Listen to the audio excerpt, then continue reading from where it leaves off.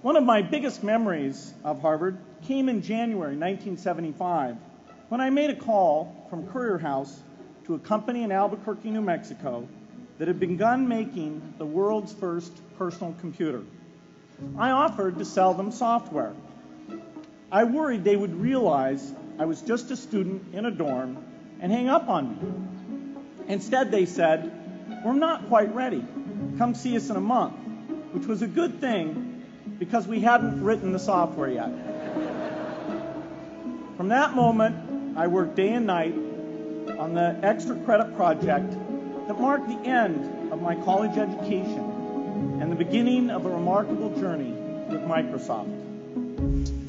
What I remember above all about Harvard was being in the midst of so much energy and intelligence.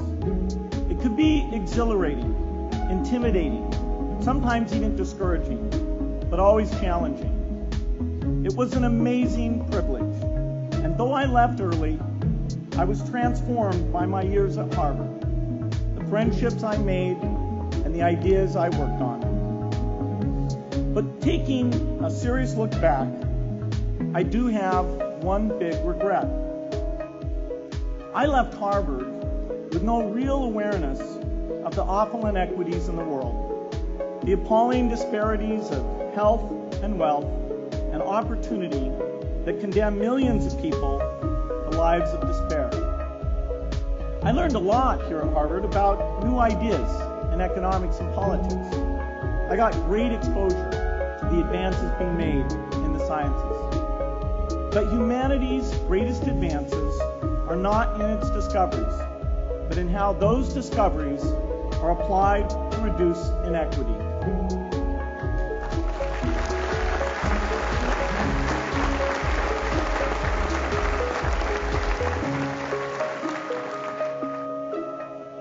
Imagine, just for the sake of discussion, that you had a few hours a week and a few dollars a month to donate to a cause.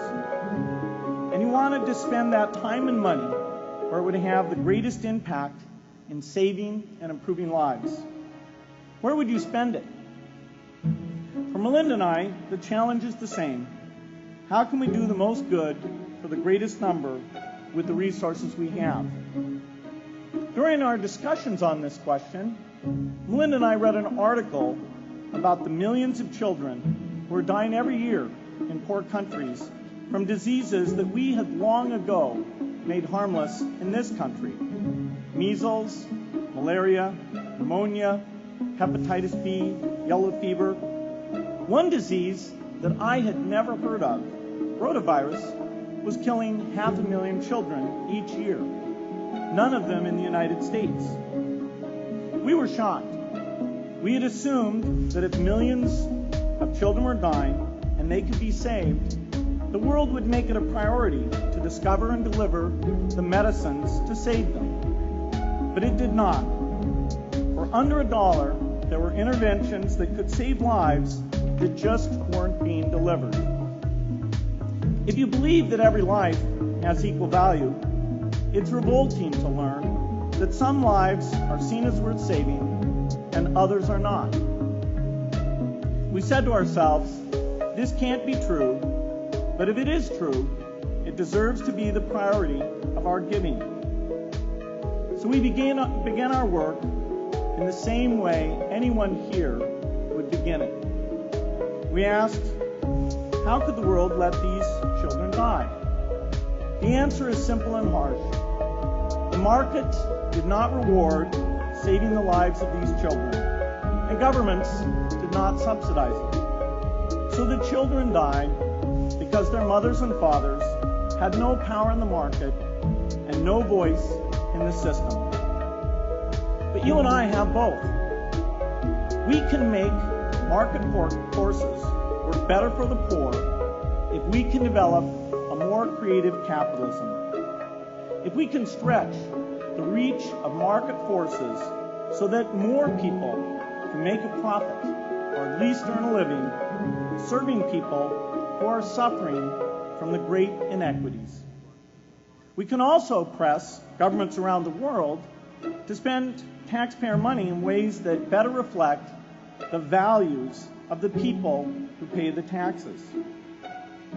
If we can find approaches that meet the needs of the poor in ways that generate profits for business and votes for politicians, we will have found a sustainable way to reduce inequity in the world. Now, this task is open-ended. It can never be finished. But a conscious effort to answer this challenge can change the world. I'm optimistic that we can do this. But I talk to skeptics who claim there is no hope. They say inequity has been with us since the beginning and will be with us until the end because people just don't care. I completely disagree.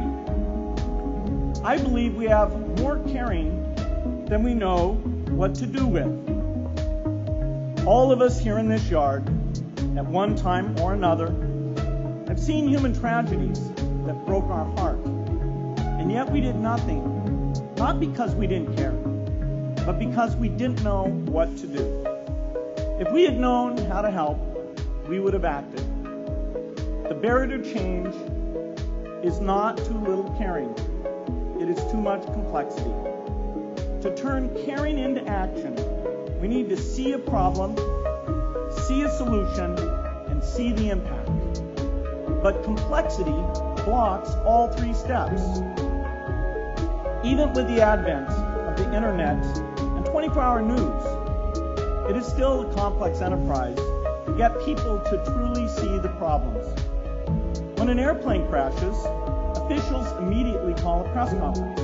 They promise to investigate, determine the cause, and prevent similar crashes in the future. But if the officials were brutally honest, they would say, of all the people in the world who died today from preventable causes, 0.5% were on this plane. We're determined to do everything possible to solve the problem that took the lives of the 0.5%. The problem is not just the plane crash, but the millions of preventable deaths. We don't read much about these deaths. The media covers what's new, and millions of people dying is nothing new. So it stays in the background where it's easy to ignore. But even when we do see it or read about it, it's difficult to keep our eyes on the problem. It's difficult to look at suffering if the situation is so complex that we don't know how to help. And so we look away. If we can really see a problem, which is the first step, we come to the second step. Cutting through the complexity to find a solution. Finding solutions is essential if we want to make the most of our caring. If we have clear and proven answers anytime an organization or individual asks, how can I help? Then we can get action, and we can make sure that none of the caring in the world is wasted. But complexity makes it hard to mark a path of action for everyone who cares, and makes it hard for their caring to matter. Cutting through complexity to find solutions runs through 4 predictable stages. Determine a goal, find the highest impact approach, deliver the technology ideal for that approach, and in the meantime, use the best application of technology you already have. Whether it's something sophisticated like a new drug or something simple like a bed net. The AIDS epidemic offers an example. The broad goal, of course, is to end the disease. The highest leverage approach is prevention. The ideal technology would be a vaccine that gives lifelong immunity with a single dose. So governments, drug companies, and foundations are funding vaccine research. But their work is likely to take more than a decade. So in the meantime, we have to work with what we have in hand, and the best prevention approach we have now is getting people to avoid risky behavior. Pursuing that goal starts the 4-step cycle again. This is the pattern. The crucial thing is to never stop thinking and working, and never do what we did with malaria and tuberculosis in the 20th century, which is to surrender to complexity and quit. The final step, after seeing the problem and finding an approach, is to measure the impact of the work and to share that, success or failure, so that others can learn from the efforts. You have to have the statistics, of course. You have to be able to show, for example, that a program is vaccinating millions more children. You have to be able to show, for example, a decline in the number of children dying from the diseases. This is essential not just to improve the program, but also to help draw more investment from business and government. But if you want to inspire people to participate, you have to show more than numbers. You have to convey the human impact of the work so people can feel what saving a life means to the families affected. I remember going to the World Economic Forum some years back and sitting on a global health panel that was discussing ways to save millions of lives. Millions! Think of the thrill if you could save just one person's life, then multiply that by millions. Yet, this was the most boring panel I've ever been on.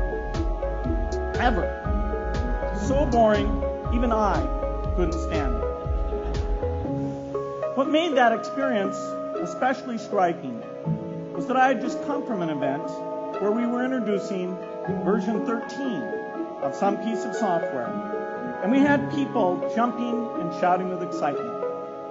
I love getting people excited about software, but why can't we generate even more excitement for saving lives? You can't get people excited unless you can help them see and feel the impact.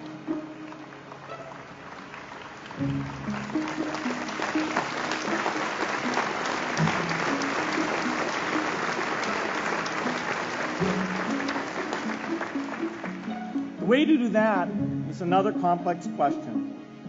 Still, I'm optimistic. Yes, inequity has been with us forever. But the new tools we have to cut through complexity have not been with us forever. They are new. They can help us make the most of our caring. And that's why the future can be different from the past. The defining and ongoing innovations of this age, biotechnology, the personal computer, and the internet, give us a chance we've never had before to end extreme poverty and end death from preventable disease. 60 years ago, George Marshall came to this commencement, and he announced a plan to assist the nations of post-war Europe.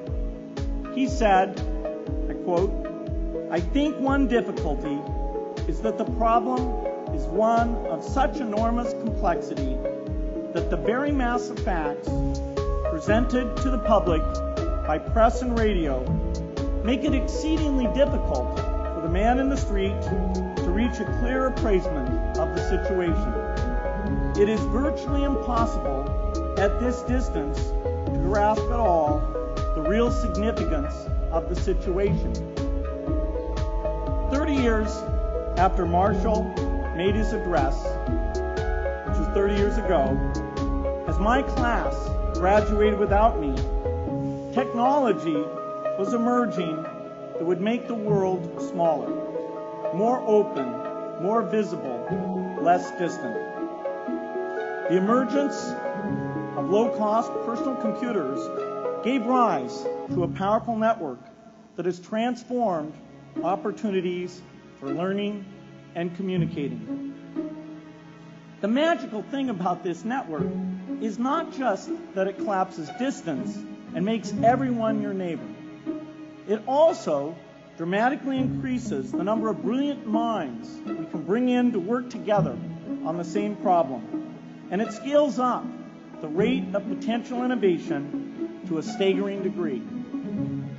At the same time, for every person who has access to this technology, 5 people don't. That means many creative minds are left out of this discussion. Smart people with practical intelligence and relevant experience who don't have the technology to hone their talents or contribute their ideas to the world. We need as many people as possible to gain access to this technology, because these advances are triggering a revolution in what human beings can do for one another. They are making it possible, not just for national governments, but for universities, corporations, small organizations, and even individuals to see problems, see approaches, and measure the impact of their efforts to address the hunger, poverty, and desperation George Marshall spoke of 60 years ago.